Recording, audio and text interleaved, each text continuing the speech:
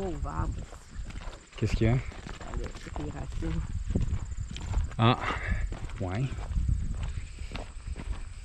Ah, ils font des grosses crottes en tabarouette. Ils sont généreux avec la terre. Oui. Ah, ben c'est quand même riche comme fini. Hein. Je te dis. Oui, c'est pas ici le problème. En tout cas, tout est clair.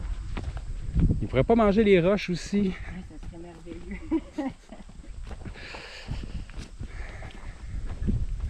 Fait que là, c'est vraiment les racines des arbres ici qui ont ouais, été...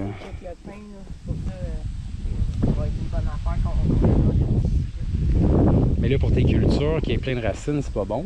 Non, mais ils ont pas mal enlevé tout, tu sais. Ça va juste être d'enlever... je vais prendre un cutter avant que mon père passe avec le rotoculteur, puis je vais les enlever. Parce que cette parcelle-là, tout ce qui est en bas ici, je pense que ça va être bon pour l'ail. Ouais.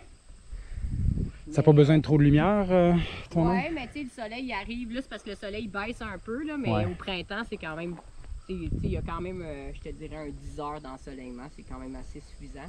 Okay. Ben, tu sais, je vais peut-être me retasser un peu ici, peut-être laisser une petite bande de côté, ouais. pour être sûr qu'il y ait assez de soleil, puis là, au moins utiliser toute cette parcelle-là qui est à plat, mais toute la pente, je vais mettre ça en engrais vert.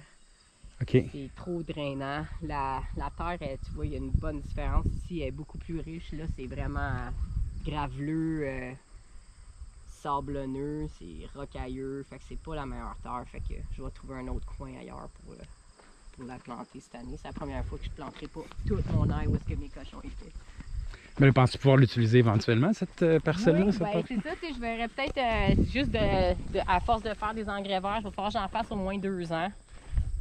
Avec du sarrasin, quelque chose qui donne beaucoup de matière organique. Ok, ouais. Puis après ça, la parcelle elle va être prête à cultiver. Puis tu sais, au début, je vais peut-être être stratégique, mettre beaucoup de fumier ou de compost pour être sûr que la terre est riche. Puis... Ben, c'est quand même une place qui pourrait être intéressante pour les melons, les courges, les choses qui rampent, là, même si c'est en pente. Là. Fait que c'est sûr que c'est pas tout qui pousserait bien là, mais... Je peux quand même l'utiliser.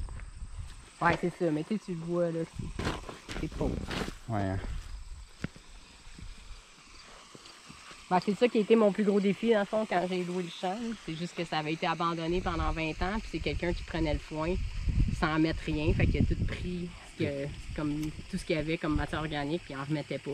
Ah ouais. Fait que c'est sûr qu'il y avait beaucoup d'amour à donner, mais finalement j'avais raison parce que c'est quand même un champ qui est bien drainé, fait que la majorité des légumes aiment ça, fait que c'est quand même une bonne place pour cultiver. Faut juste mettre un peu d'amour et un petit peu d'énergie. Puis...